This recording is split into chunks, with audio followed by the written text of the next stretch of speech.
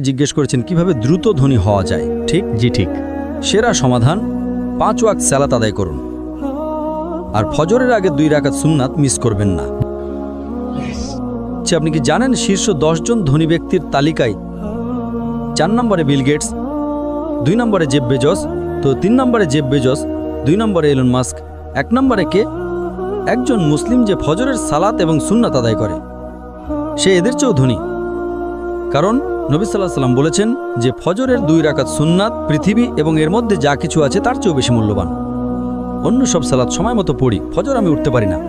তো আমি তাকে বললাম, আপনি তো একজন ব্যবসায়ী, ধরুন আমি আপনাকে বললাম কাল সকাল ভোরে 5টায় একটা ব্যবসার ডিল আছে যেখানে আপনি $1 মিলিয়ন পাবেন। আপনি কি সেই ডিলে যাবেন? আপনি বললেন হ্যাঁ, কিন্তু আপনি তো সকালে উঠতে পারেন না। না না না, $1 মিলিয়ন জন্য আমি ঘুমাবই না। তাহলে $1 মিলিয়ন জন্য আপনি ঘুমান না, কিন্তু 2 রাকাত সুন্নাত যা পৃথিবী এবং এর মধ্যে যা কিছু আছে তার চেয়েও দামি, তার জন্য উঠতে পারেন না? ফজরের সালাতের মূল্য কত ভাবুন।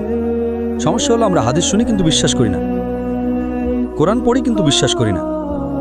আল্লাহ বলেছেন, তাই আমি বলি আমি কখনোই আমার ফজর মিস করব না, এমনকি আমার সুন্নাতও মিস করব না।